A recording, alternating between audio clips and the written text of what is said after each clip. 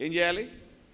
మనకు గుర్తుండాలి మనం ఎక్కడి నుంచి వచ్చాం, ఈరోజు ఎక్కడికి వచ్చాం, రేపు ఎక్కడికి వెళ్ళబోతున్నాం అనే గుర్తులు మనకు ఖచ్చితంగా ఉండాలి. గల్ఫ్ కంట్రీస్లో ముస్లిమ్స్ ఏం చేస్తారంటే సంవత్సరంలో ఒక 4 రోజులు వాళ్ళ ఎడారుల్లోకి వెళ్ళిపోయి వాళ్ళ విలాసవంతమైన భవనాల్లో నుంచి బయటికి వెళ్ళిపోయి డేరాలు వేసుకొని ఆ ఇసుకలో డేరాల్లో వాళ్ళు 4 రోజులు ఉంటారు. డేరాల్లో ఉండే అసౌకర్యం, డేరాల్లో ఉండే అఫ్కోర్స్ వాళ్ళకి ఏసీలు ఉంటాయి, డేరాల్లో కూడా ఏసీలు పెడతారు, కానీ ఇంట్లో ఉన్నంత సౌకర్యం ఉండదు కదా. వాళ్ళ పిల్లలకి ఏం చెప్తారంటే మనం ఎక్కడి నుంచి వచ్చాం, ఈరోజు ఎక్కడికి వచ్చాం, ఈరోజు మనం ఉంటున్నటువంటి జీవితం భగవంతుడు మనకి ఇచ్చాడు అనే విషయం వాళ్ళకి తెలియచేయటం కోసం ప్రతి సంవత్సరం ప్రాక్టికల్గా కుటుంబం, తల్లి తండ్రులు, పిల్లలు అందరూ కలిసి ఆ టెంట్స్లోకి వెళ్తారు. వాటిని పర్ణశాలల పండుగ అని కూడా మనకు బైబిల్ గ్రంథంలో చేశారు. సో ఆ విధంగా మన యొక్క గత స్థితిని మర్చిపోకూడదు. ఈ రోజున సోమరితనం అనే దానిలోకి సంఘం వచ్చేసి విలాసవంతమైన జీవితంలోనికి వచ్చారు. కాబట్టి ప్రభువు దగ్గరికి వెళ్ళేవారు లెమ్ము రమ్ము అని ఆయన పిలుస్తున్నాడు. ఆ స్థితిలో నుంచి ఈ రోజున లేచి సోమరులు ఆసక్తి కలిగిన వారుగా, లేకపోతే ఆ శరీరానికి లోకానికి దాసులైపోయిన సుఖభోగాలకి దాసులైపోయినటువంటి వాళ్ళు దేవుని కోసం ఆసక్తి కలిగి పనిచేసే వాళ్ళుగా వారు లేచి దేవుని సన్నిధికి తిరిగి రావాలి అని మీతో చెప్పి నేను మధ్యాహ్నం స్టాప్ చేశాను. సో 3వ మాట, వర్షం ఇక రాదు. ఏమిటంట? వర్షాకాలం తీరిపోయింది, వర్షం ఇంకా రాదు. ఏంటి దీని అర్థం ఏమిటి? వర్షం వచ్చినప్పుడు చేసే పని, జరిగే పని ఏమిటి?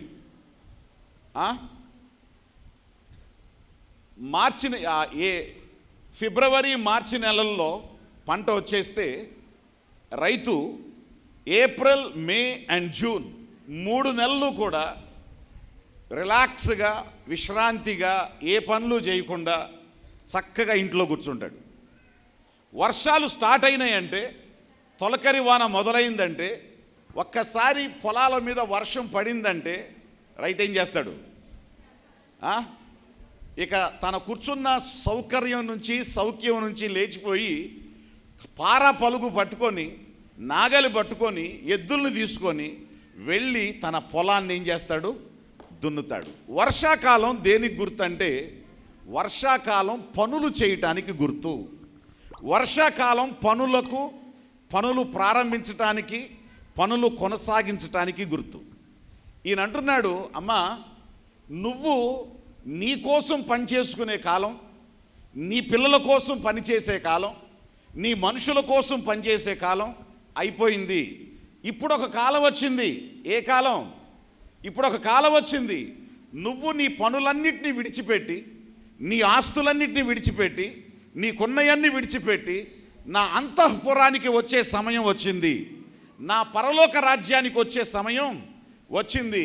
ఆయన త్వరగా రాబోతున్నాడు, ఆయన త్వరగా వస్తున్నాడు. కాబట్టి పనులతో బిజీ అయిపోకుండా, పనులతోనే జీవితం అంతా గడిపేయకుండా, ఉదయం నుంచి సాయంత్రం వరకు సంపాదన కోసమే బ్రతకటం మానేసి కాస్త నీ సమయాన్ని పరలోకం కోసం, సిద్ధపాటు కోసం, ప్రభువుని ఎదుర్కోవటం కోసం, 2వ రాకడ కోసం నువ్వు సిద్ధంగా ఉండాలి. నేను ఏ మాట అయితే నేను మాట్లాడుతున్నానో, ఏ స్వరం నీ జీవితంలో, మీ ఇంట్లో, మీ దేశంలో, మీ ఊర్లో ఏ స్వరం వినబడుతుందో కాసేపు కూర్చొని నీ పనులు మాని ఆ స్వరాన్ని నీవు వినాలి అని ఆయన అంటున్నాడు. వర్షం ఆగిపోయింది, వర్షం ఇంకా రాదు అంటే అర్థం ఏమిటంటే పనులు కూడా అయిపోయినాయి. ఇప్పుడు సమయం ఏమిటంటే పావుర స్వరం మన దేశంలో వినబడుతుండగా స్వరం ఏమిటి అని విధేయతతో విని, జాగ్రత్తతో గ్రహించి, చెప్పిన మాటకు విధేయత చూపి రెస్పాండ్ అవ్వాల్సిన టైంలో సంఘం ఉంది అనే విషయాన్ని స్పష్టంగా ఈ మాట చెప్తుంది. దేవునికి స్తోత్రం కలుగును గాక. హల్లెలూయా. ఒక్కసారి మిమ్మల్ని అడుగుతున్నాను, మీరు ప్రభువు రాకడ విషయంలో ఎంతవరకు సిద్ధపాటుతో ఉన్నారు?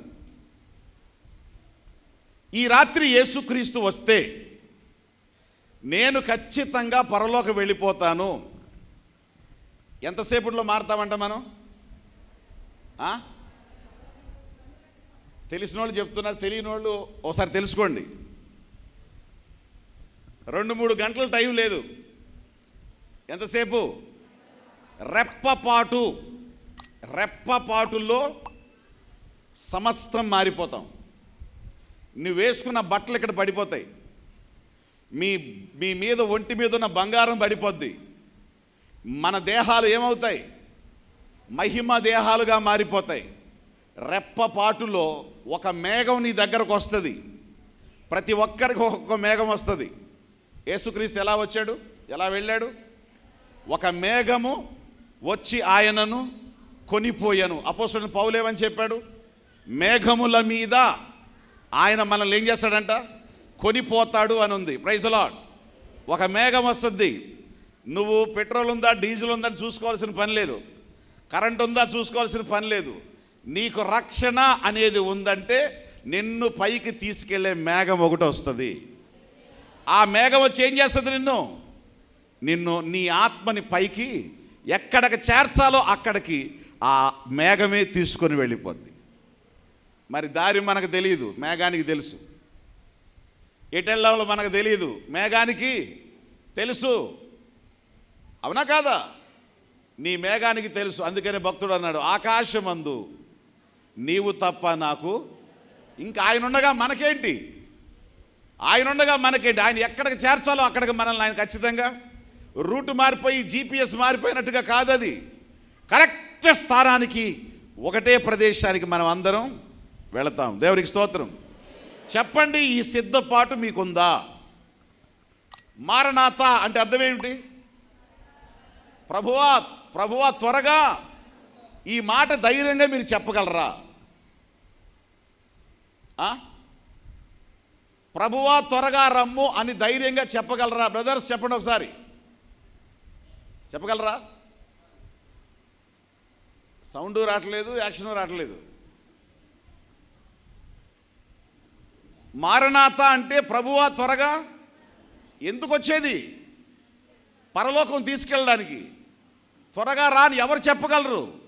ఎవరైతే రక్షణ పొందారో, ఎవరైతే రక్షణను జాగ్రత్తగా కాపాడుకుంటున్నారో, ఎవరైతే రక్షణ భాగ్యాన్ని కలిగి పరలోకం వెళ్ళాలి అనే స్పృహ కలిగి ఉన్నారో వాళ్ళు మాత్రమే చెప్తారు, ప్రభువా త్వరగా రమ్ము. ఇల్లు కట్టాలి, ఇల్లు కట్టిన తర్వాత అందులో చాలా అనుభవించాలి, కారు కొనాలి, పెళ్లి చేసుకోవాలి, పిల్లల్ని కనాలి, ఈ భూలోకంలో ఏదో చెయ్యాలి అనుకునే వాళ్ళు త్వరగా రమ్మన్నారు. ఇంకా కాస్త లేట్ చేయ అంటారు. నువ్వు ఉన్నావని మాకు తెలుసు, కానీ ఇంకాస్త లేట్ చేయి, అప్పుడే రాబాకు అని అంటారు. అవునా కాదా? మరి చెప్పండి, మీరేమంటారు?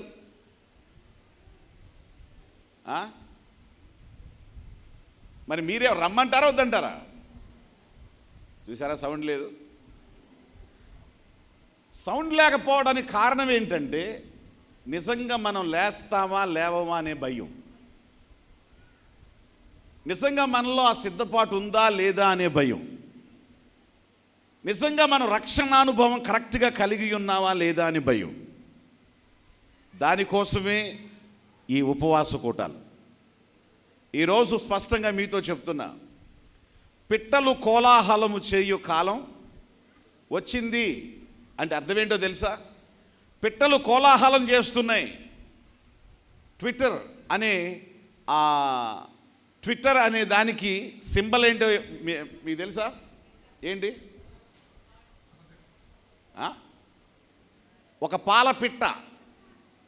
వాట్సాప్ వాడుతున్నారు కదా మీరు, వాట్సాప్ సింబల్ ఏంటి? ఫోన్ ఏం చేస్తుంది? మాట్లాడుద్ది. ట్విట్టర్ ఏం చేస్తుంది? పిట్ట ఏం చేస్తుంది? కోలాహలం చేస్తుంది, మాట్లాడుద్ది, పలుకుద్ది. మీడియా, ట్విట్టర్, మొబైల్స్, తర్వాత WhatsApp, Facebook, YouTube, all media, ప్రతి ఒక్క మాధ్యమాలు కూడా ఏమంటున్నాయి? రకరకాల సందేశాలు కోస్తున్నాయి. ఒక్కసారి మీరు యూట్యూబ్లోకి వెళ్ళి ఓపెన్ చేస్తే 3వ ప్రపంచ యుద్ధం అంటాడు ఒకడు, భూమి మీద మానవ జాతి యొక్క అంతం అంటాడు ఇంకొక ప్రక్కన, ఇక్కడ ఇన్ని వేల మంది చచ్చిపోయారు, ఇక్కడ ఇన్ని వేల మంది చచ్చిపోయారు, ఈ విధంగా ఐస్ బర్గ్స్ అని కరిగిపోయి పడిపోతున్నాయి, సముద్ర మట్టాలు పెరిగిపోతున్నాయి, గ్లోబల్ వార్మింగ్ పెరిగిపోతుంది, మనుషుల అంతం రెడీ అయిపోయింది అని ఒక ప్రక్కన. ఇంకొక ప్రక్కనకి వెళితే మనుషులు పిల్లల్ని కండం లేదు, పిల్లల్ని కండం మానేస్తున్నారు. రష్యా వాళ్ళు మొన్న చెప్తున్నారు, పుతిన్ చెప్తున్నాడు, దయచేసి పిల్లల్ని కనండి, పిల్లల్ని కంటం మానేశారు, ఇట్లయితే దేశం అంతరించిపోతుంది అని చెప్పి అంటున్నాడు. సరే, ప్రపంచంలో ఇప్పుడు ఒక ఆలోచన వచ్చేసింది, పెళ్ళిళ్ళు చేసుకోవట్లేదు, పిల్లల్ని కంటలేదు, లైఫ్ ఎంజాయ్ చేస్తున్నారు, అక్కడితో ఆగిపోతున్నారు. ఇట్లా కానీ జరిగితే పరిస్థితి ఏంటి? ఎవడన్నా మన మీదకి వస్తే మన సైన్యాన్ని తయారు చేస్తున్నది ఎట్లా? దానికోసం ఇంకొకటి రెడీ చేశారు, ఆర్టిఫిషియల్ ఇంటెలిజెన్సీ. ఏంటిదంట? ఆర్టిఫిషియల్ ఇంటెలిజెన్సీతో పిల్లల్ని స్త్రీలు కనరు, పిల్లల్ని కోడిగుడ్లని హ్యాచరీస్లో పెట్టి హ్యాచ్ చేసినట్టు, పొదిగిచ్చి పిల్లల్ని తీసినట్టు మనుషులను కూడా అట్లాగే తీసేస్తారు. రేపు ఆల్రెడీ చేసేసారు దాన్ని, ప్రాక్టికల్గా ఒక మనిషిని పుట్టించారు. కానీ రాబోయే పరిణామాలు ఎలా వస్తాయని ప్రపంచం దాన్ని ఏం చేస్తుందో ఆపేయమంటుంది. దాని ఉద్దేశం ఏంటో తెలుసా? మిలిటరీ కోసం ఒక్కొక్క దేశానికి 1,00,000 మంది వాడి యొక్క డిఎన్ఏని మొత్తం ఆల్టర్ చేసేసి, వాడి యొక్క దాదాపుగా 6 అడుగుల హైటు, ఇంత బరువు, ఇంత వెయిటు, ఇంత స్పోర్ట్స్ స్ట్రెంగ్త్తో, యాక్టివ్నెస్తో ఉండాలి అని వాడి డిఎన్ఏని మార్పు చేసి, ఏఐ టెక్నాలజీతో డిఎన్ఏని మార్పు చేసి వాడిని ఒక ఆజానుభావుడుగా పుట్టిస్తారు. వాడి పెరిగి పెద్దవాడే ఒక ఆజానుభావుడు అవుతాడు, వాడిని సైన్యానికి వాడతారు. అలాగే తెలివి గల వాళ్ళ సైంటిస్టులకి తెలివి అంటే మేధా సంపత్తి, జ్ఞానం అనే డిఎన్ఏలో దాన్ని ఆపరేట్ చేస్తున్నారు. అందానికి అందం. ఈ రకంగా ఏ ఏ ఏ డిపార్ట్మెంట్కి కావలసినటువంటి మనుషుల్ని ఆ డిపార్ట్మెంట్ కోసం మనుషుల్ని పుట్టించేటువంటి రోజులు, మనుషులు పిల్లల్ని కనకపోతే మనుషుల్ని పుట్టించే రోజులు రేపు వచ్చినాయి. ఆల్రెడీ ప్రాక్టికల్గా రెడీ అయిపోయి కూర్చుంది.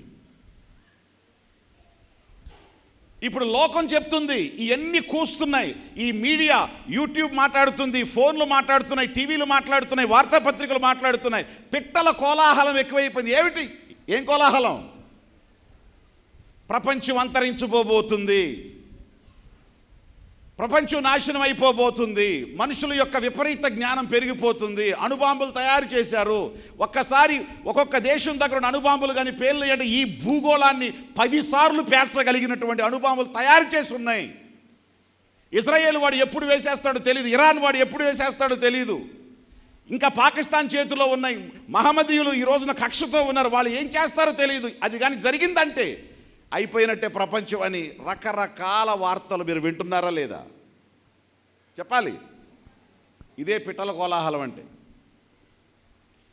పిట్టల కోలాహలం చేస్తున్నాయి. ఇలాంటి టైంలో, ఇలాంటి వార్తలు వచ్చే టైంలో, ఈ విధంగా ఉన్న టైంలో ఇంకా నువ్వు డబ్బు సంపాదన కోసమే, ఇంకా నీ ఆస్తిని సమకూర్చుకోవటం కోసమే, ఇంకా నువ్వు అభివృద్ధి పొందటం కోసమే, ఇంకా ఈ భూలోకంలో స్థిరపడటం కోసమే ఆలోచించుకుంటావా? లేకపోతే ఈ స్వరాలన్నిటిలో పరిశుద్ధాత్మ స్వరం ఏమిటి? పావుర స్వరం మన దేశంలో వినబడుతుంది అంటే ఈ స్వరాల్ని మాని ఆ స్వరాన్ని వినటానికి నువ్వు చెవినిస్తావా అని ఆ మాట యొక్క అర్థం. హల్లెలూయా, ప్రైజ్ ది లార్డ్. ఈ రోజున ఈ 3 రోజుల ఎవరి స్వరం వినబడుతుంది మీకు? ప్రభు స్వరం వినబడుతుంది, అంతేనా? ఈ 3 రోజులు దాటిన తర్వాత లోకం స్వరం మీకు వినబడుద్ది, అవునా కాదా? సో అది ఎక్కడ వినబడుతుంది? మీ ఊరిలోనే వినబడుతుంది, మీ కోనపాపపేట ప్రాంతంలో వినబడుతుంది, మీ చర్చ్లో వినబడుతుంది. హల్లెలూయా. కాబట్టి ఈరోజు మీతో చెప్తున్నాను, ఎంతమంది మీరు పని చేస్తున్నారు? ప్రతి ఒక్కళ్ళు పని చేయాలి. పని చెయ్యకుండా భోజనం చెయ్యొద్దని బైబిల్ చెప్పింది. ఎవ్వరు సోమరులుగా కూర్చోకూడదు, ఎవ్వరు పెట్టింది తిని కూర్చోకూడదు, ఎవ్వరికి ఎవరు రుణపడి ఉండకూడదు. మీరు మీ పొట్టను నింపుకోవటానికి పురుషులు ఖచ్చితంగా పనిచేయాలి. మీ కుటుంబాన్ని మీరు పోషించాలి. మీ భార్య ద్వారా, మీ పిల్లల ద్వారా, నా భర్త నన్ను పోషించాడు, నా తండ్రి నాకు ఇవ్వగలిగి దాన్ని చదువుని ఇవ్వగలిగాడని మీ పిల్లల చేత మీరు అభినందన పొందగలగాలి. దేవునికి స్తోత్రం. పని చేయకుండా ఉండదని చెప్పట్లేదు, కానీ ఒక పని మర్చిపోవద్దని చెప్తుంది బైబిల్. సంపాదనే ప్రాముఖ్యం, ఆస్తులే ప్రాముఖ్యం, కూర్చుకోవటమే ప్రాముఖ్యం, దాచుకోవటమే ప్రాముఖ్యం, తినడమే ప్రాముఖ్యం, కట్టుకోవటమే ప్రాముఖ్యం అనొద్దు. నోవాహు కాలంలో ఏం జరిగిందో ఈ కాలంలో కూడా అదే జరుగుతుందని చెప్పాడు యేసుప్రభు. వారు ఇళ్ళు కట్టుకుంటూ, పెళ్లి చేసుకుంటూ, తింటూ, వాళ్ళు పంటలు వేసుకుంటూ, పంటలను అభివృద్ధి చేసుకుంటూ ఉన్న కాలంలో వాళ్ళ మీదకి ఏమొచ్చింది? జలప్రళయం వచ్చినట్లు మనుషులు హ్యాపీగా ఉన్నాం, కావలసిన ఆస్తి ఉంది, కావలసిన డబ్బు ఉంది, కావలసిన ప్రొటెక్షన్ ఉంది, అన్నీ బాగున్నాయి అనుకునే టైంలో అనుకోకుండా దేవుని రాకడ వస్తుంది. అనుకోకుండా ప్రభు యొక్క రాకడ వస్తుంది. కాబట్టి నోవాహు కాలంలో జలప్రళయంలో తలుపు మూయబడిన తర్వాత ఎంతమంది వెళ్ళి తలుపు కొట్టినా దేవుడు ఆ తలుపు తెరవలేదు. ఆ తలుపు 100 సంవత్సరాలు తెరిచింది, ఎవ్వడూ లోనకు రాలేదు. తలుపు మూసిన తర్వాత వెళ్ళారు. ఆ తర్వాత నువ్వు కేకలేసిన ఉపయోగం లేదు. పావుర స్వరాన్ని ఎవడు ఈ రోజున వింటాడో రేపు నువ్వు గగ్గోలు పెట్టే స్వరం నీ నోట్లోంచి రావాల్సిన అవసరం లేదు. నువ్వు ఏడ్చే స్వరం రావాల్సిన అవసరం లేదు. నువ్వు పొడబెబ్బలు పెట్టే స్వరం రావాల్సిన అవసరం లేదు. దర్జాగా నువ్వు దేవుని సన్నిధిలోకి, దేవుడు బలా నమ్మకమైన నా మంచి దాసుడా అనే స్వరాన్ని నువ్వు వింటావు. కానీ నువ్వెవడవో నాకు తెలియదు అనే స్వరాన్ని ఆయన మాట్లాడు, నువ్వు వినవు. కాబట్టి ఈరోజు చెప్తున్నాను, మీరు సంపాదన కోసమే బ్రతకద్దు. ఈ సంపాదనలో మీరు, ఈ లోకంలో మీరు సంపాదించుకోవాల్సిన వేరొక ఆస్తి ఒకటి ఉంది. మీరు పరలోకంలో కూడా కూర్చుకోవాలి. మీ పనిని మీ లాకర్ నింపటానికే కాదు, మీకు పరలోకంలో కూడా ఒక లాకర్ ఉంది. పరలోకంలో కూడా ఒక బీరువా ఉంది. పరలోకంలో కూడా దాన్ని ఏమంటారు? గల్లాపెట్టి అంటారా మీరు? మీకు పరలోకంలో కూడా మీ పర్సులు ఉన్నాయి.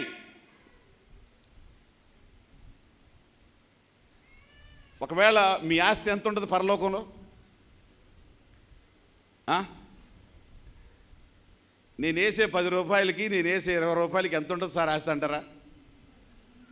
అవునా? నీ ఆస్తి ఎంత ఉంటుంది? 70-80 సంవత్సరాల కోసమే నువ్వు ఇంత కష్టపడి కూర్చుకుంటే, నిత్యత్వం ఉండబోయే రాజ్యం కోసం నీ ఆస్తి, నా ఆస్తి ఎంత ఉండాలి? నా మాట అర్థమవుతుందా మీకు? 70-80 సంవత్సరాలకు చచ్చిపోయే ఈ లోకం కోసమే ఇంత కష్టపడి మీరు సంపాదించుకుంటే, రేపు నిత్యత్వము, ఇటర్నిటీ టు ఇటర్నిటీ, నిత్యత్వం ఉండిపోబోయే పరలోక రాజ్యంలో మనం భేదోళ్ళుగా ఉండాలా, ఆస్తిపరులుగా ఉండాలా? ఒకరోజు యేసుప్రభు దగ్గరకు ఒకడు వచ్చాడు.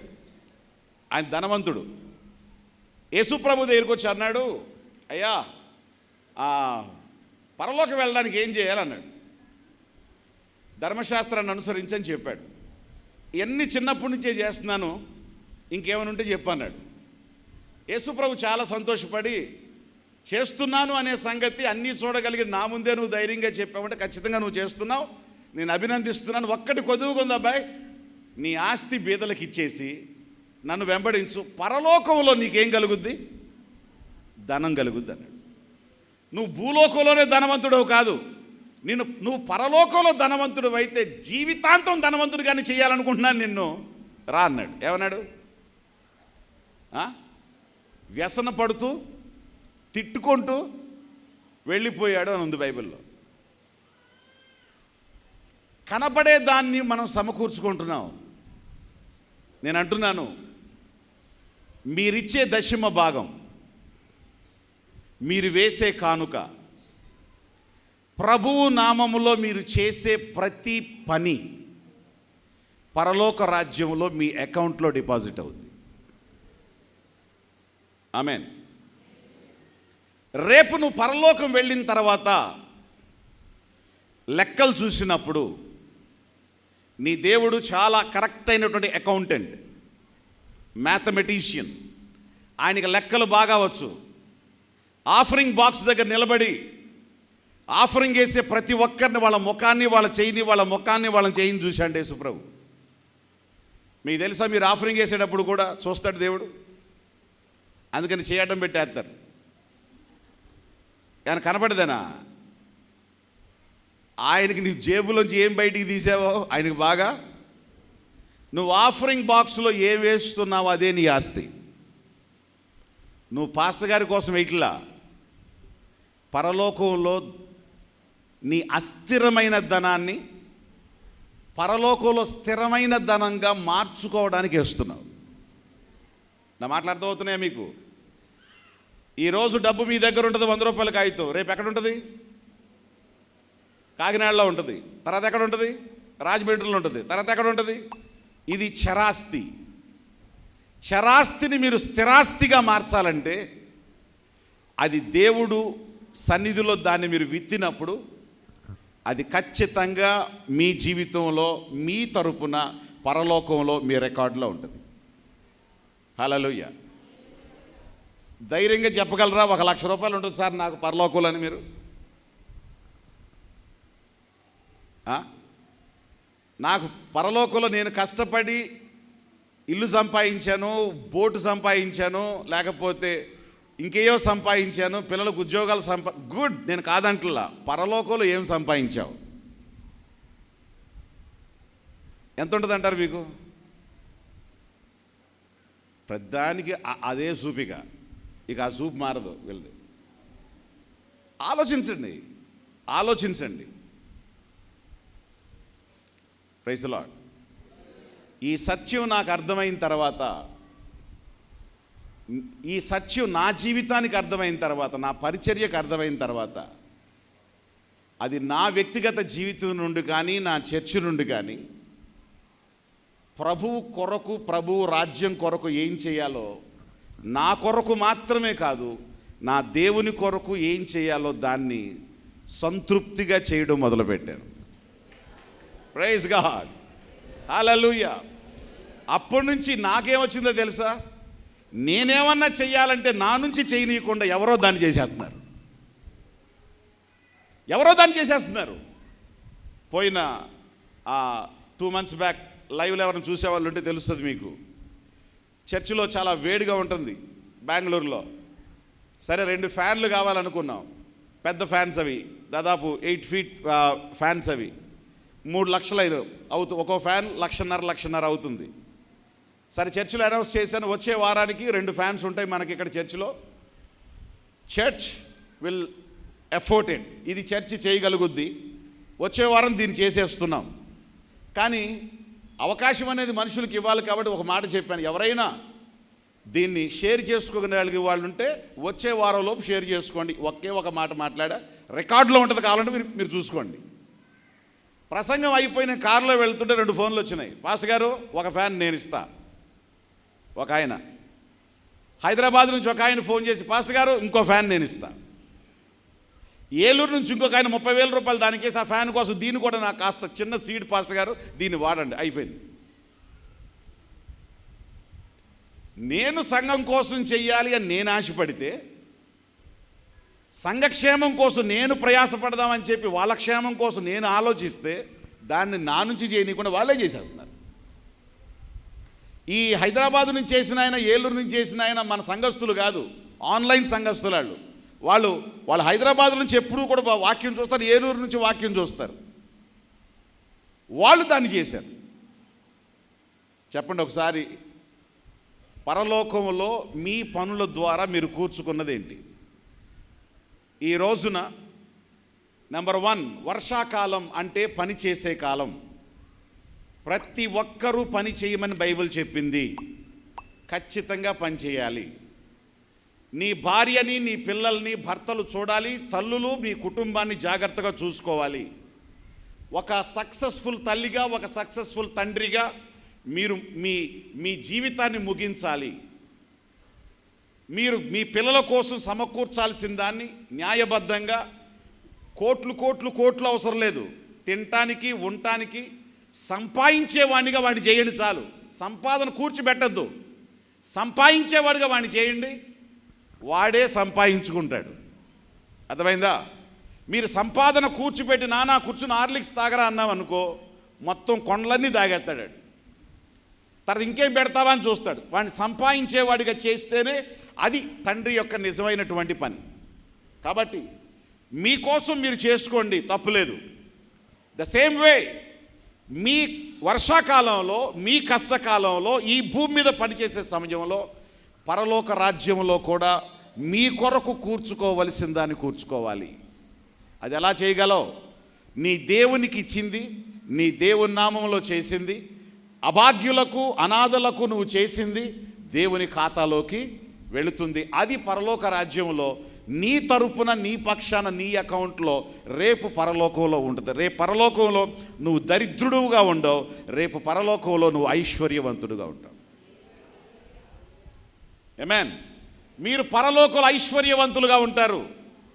కిరీటాలు మీ తల మీద ఉంటాయి, తెల్లరాళ్ళు మీ చేతిలో ఉంటాయి, మీ వస్త్రాలు చాలా డిఫరెంట్గా ఉంటాయి, మీకు ఇవ్వబడేటువంటి బహుమానాలు, సింహాసనాలు కానీ, అధికారాలు కానీ ప్రతి ఒక్కటి మీ స్థితిని బట్టే మీకు ఉంటుంది. అక్కడ ఉన్నోళ్ళు లేనోళ్ళు పరలోకంలో కూడా ఖచ్చితంగా ఉంటారు. ఖచ్చితంగా పరలోకంలో ఉంటారు. లేనోళ్ళు ఎవరయ్యా అంటే ఈ భూలోకంలో పిసినారులు. రక్షణ ఉచితంగా వచ్చింది ఇక్కడ పరలోకం వచ్చేస్తాడు. ఇది ఎర్రబస్ ఎక్కి వచ్చినట్టు వచ్చేస్తాడు పరలోకానికి. కానీ జీవితాంతం బేదోడుగానే ఉంటాడు. వాడిని చూసినప్పుడల్లా వాడి స్వార్థం, వాడిని చూసినప్పుడల్లా వాడి పిసినారితనం, వాళ్ళు చూసినప్పుడల్లా వాళ్ళ కోసమే బ్రతికిన జీవితాంతం కనపడతా ఉంటుంది. ప్రభువు కోసం బ్రతికిన వాళ్ళు సంతోషంగా, ఆనందంగా ప్రభు ఎక్కడికి వెళితే ప్రభుతో దర్జాగా తిరుగుతూ ఉంటారు. హల్లెలూయా. కాబట్టి స్పష్టంగా చెప్తున్నాను, మీరు మీ కోసం బ్రతకాలి. మీ నిత్యత్వం కోసం కూడా మీ ధనాన్ని మీరు పరలోకంలో సమకూర్చుకోవాలి. యేసయ్య చెప్పాడు, మీరు పరలోకంలో చిమ్మెట కొట్టదు, దొంగలడు, మీ ధనాన్ని అక్కడ మీరు సమకూర్చుకోండి. హల్లెలూయా, ప్రైజ్ ది లార్డ్. నెంబర్ 3, అతి ప్రాముఖ్యంగా మనం చెప్పాల్సింది చూడండి, బైబిల్ చూడండి ఒకసారి. పిట్టలు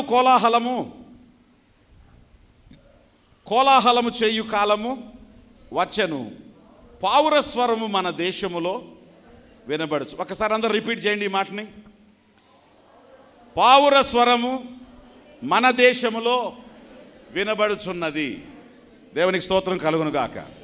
పావురం దేనికి గుర్తు? చెప్పాలి త్వరగా. పావురం దేనికి గుర్తు? పావురం పరిశుద్ధాత్మకు గుర్తు.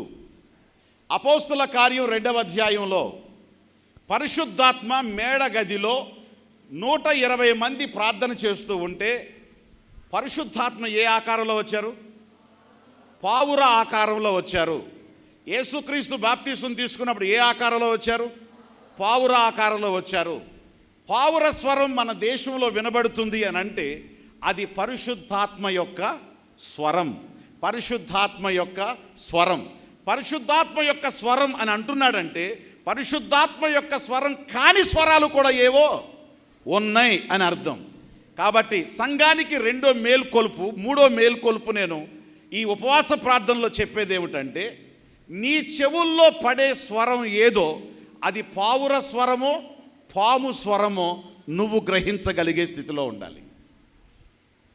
మరలా జాగ్రత్తగా, నీ చెవిలో వినబడుతున్న స్వరం, నీ మైకులో నీకు వినబడుతున్న స్వరం, నీవు వింటున్న స్వరం అది పావుర స్వరమో పాము స్వరమో నువ్వు గ్రహించగలిగిన స్థితిలో ఉండాలి. యోహాను పత్రికలో యోహాన్ అంటున్నాడు, అది ఏ ఆత్మో ఏం చేయాలంట? అది ఏ విధమైన ఆత్మో. ఈ రోజున వాళ్ళు రంగరాజు మాట్లాడేది పరిశుద్ధాత్మతో మాట్లాడుతున్నాడా లేకపోతే ఇంకేదైనా ఆత్మతో మాట్లాడుతున్నాడా? మీరు కూర్చున్నటువంటి వాళ్ళు వివేచించగలగాలి. దేవునికి స్తోత్రం. పావుర స్వరం మన దేశంలో వినబడుతుంది అంటే పాము స్వరం కూడా మన దేశంలో ఉంది అని అర్థం. ఏదేను తోటలోనికి దేవుని స్వరము, అవ్వ స్వరము, ఆదాము స్వరం తప్ప ఏ రోజున 3వ స్వరం రాలేదు. 4వ స్వరం ఒకటి వినబడింది. ఏ స్వరం అది? పాము స్వరం. ఏం చేసింది అది? తోట నుంచి బయటకు తోలేసింది, దిగంబరుల్ని చేసేసింది, దేవుని కృపకు దూరం చేసింది, నష్టాల్ని కలుగచేసింది, కష్టాల్లోకి నడిపించింది. ఏ స్వరం ఇది? పాము స్వరం. ఈ రోజున సంఘాలలో కూడా ఇదే స్వరం. ఆ రోజున ఏదేని తోటలో, ఈ రోజున సంఘాలలో కూడా డిఫరెంట్ స్వరాలు వినబడుతున్నాయి. ఒక్కొక్క కాపరి ఒక్కొక్క రకంగా మాట్లాడుతున్నాడు, ఒక్కొక్క చర్చిలో ఒక్కొక్క రకంగా మాట్లాడుతున్నారు. ఒక్కొక్కరి సిద్ధాంతం ఇంకొకరి సిద్ధాంతం, ఈ సిద్ధాంతం ఆ సిద్ధాంతం, ఆ సిద్ధాంతం ఈ సిద్ధాంతం, మాది గొప్ప అంటే మాది గొప్ప, మాది కరెక్ట్ అంటే మాది కరెక్ట్. అయితే ఒక మాట చెప్తున్నాను, ఏది కరెక్ట్ అనేది చెప్పిన ప్రతి వాడి ద్వారా కాదు, చెప్పింది వాక్యానుసారమా కాదా అనేది మీరు వివేచించే స్థాయికి రావాలి.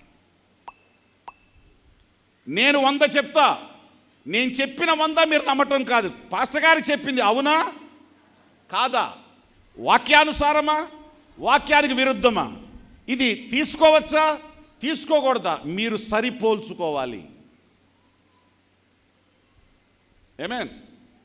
అపోస్తుల కార్యంలో అపోస్తులైన పౌలు బెరయా అనే ప్రాంతానికి వెళ్ళాడు. బెరయా అనే ప్రాంతానికి వెళ్ళినప్పుడు పౌలు మహాజ్ఞాని, వాక్యాన్ని బోధించిన తర్వాత వాళ్ళు నమ్మలేదంట అని చెప్పి తిరస్కరించలేదు.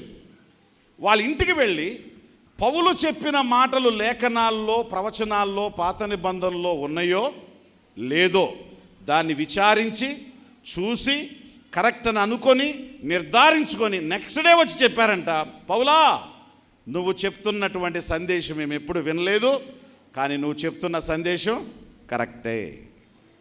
కాబట్టి ఈరోజు దాన్ని మేము ఏం చేస్తున్నాం, విశ్వసిస్తున్నాం, ఆ ప్రభువునందే మేము విశ్వాసం ఉంచుతున్నామని చెప్పి వాళ్ళు విశ్వాసం ఉంచారు. ప్రతి ఒక్క బోధకుని యొక్క స్వరం మీరు వినకూడదు. స్వార్థపూరితంగా మాట్లాడే ఏ సేవకుని స్వరం మీరు వినకూడదు. ఎందుకు ఈ మాటలో చెప్తున్నానో తెలుసా, మనుషుల్ని మోసం చేయటానికి ఈ రోజున ఏదేనులోకి సర్పం వచ్చినట్లు రకరకాల బోధలు ఈ రోజున సంఘములోనికి వచ్చినాయి.